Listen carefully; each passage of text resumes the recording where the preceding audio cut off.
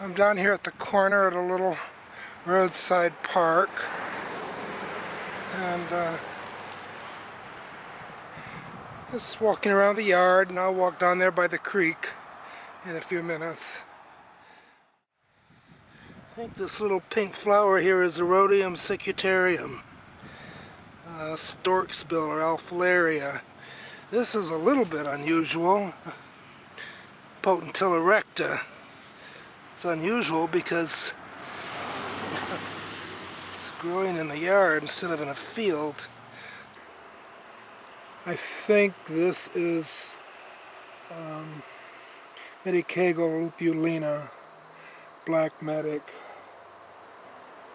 Actually, I don't think it is. I think it's hops clover.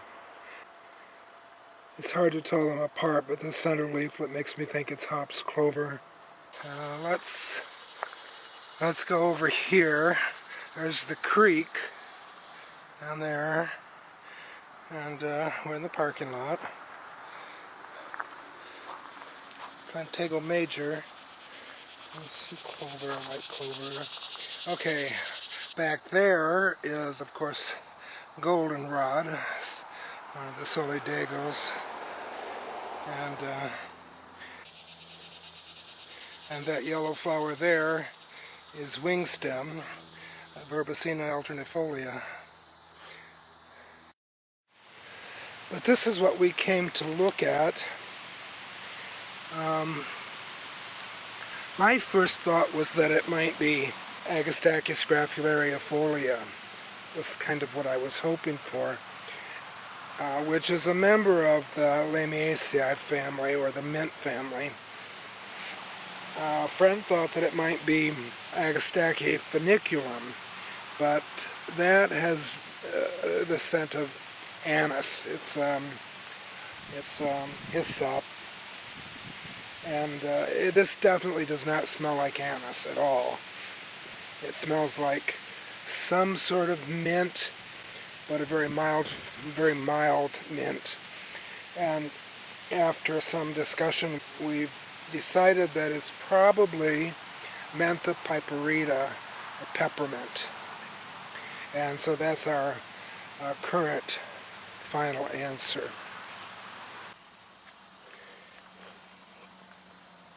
That is Daucus carota, Queen Anne's lace or wild carrot. This, however, is not. This is white snake root, quite poisonous. Ageratina altissima. This was the cause of milk sickness, I think 1800s. Killed Abraham Lincoln's mother. There's some loosestrife right there. Lythrum salicaria, very beautiful, but very invasive. This pink flower past its prime, but it's crown vetch. It's really quite beautiful. Poisonous to horses. Securigera coronilla. This white flower, twining itself around the Verbicina alternifolia, is Polygonum convolvulus, also called Falloppia convolvulus, named after the Italian anatomist Gabriele Falloppio. Its common name is wild buckwheat. It's very invasive and not something that you want in your garden. Of course, we have to be careful where we step here. Toxicodendron radicans, poison ivy. Here's a nice close-up of giant ragweed, Ambrosia trifida. People ask me how I remember the names of these plants, and sometimes it's just knowing what the Latin name refers to and why. Sometimes that's tough. In this case, ambrosia. Why would ragweed be called ambrosia, of all things? But ambrosia, of course, was food of the gods. It kept them immortal. And that is probably why this was named ambrosia, because it's almost impossible to kill. and it's Ambrosia trifida because the leaf, trifida means cleft in three, or in three parts, divided into three, and you see that the leaf, the older leaves especially, are divided into three.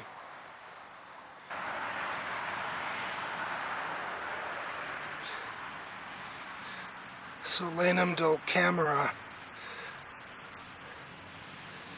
bittersweet nightshade. That little white flower there is fleabane daisy.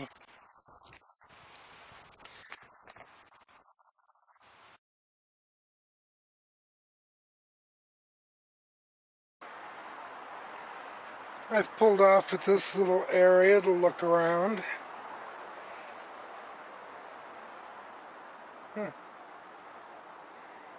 Danger, high voltage, no trespassing. I wonder what that means. Pretty vague. There's a lot of Verbena alternifolia. See how big it gets. Wow, look at that. It's really tall. What's this?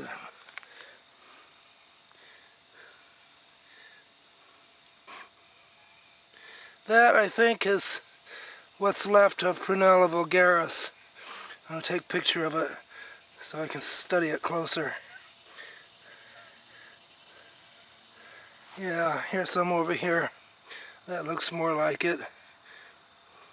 It's on its way out. Okay, I'll be back in a minute when I get a picture. I had a hell of a picture. I got pictures of.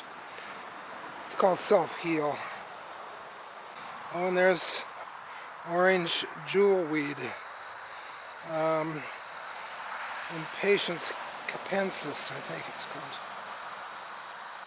It's also called spotted touch-me-nots. That is Urtica dioica, stinging nettle. And there's your ever-popular poison ivy again. I feel pretty fortunate to have not gotten electrocuted yet. Okay, let's get out of here. Let's blow this pup stand. Spurge.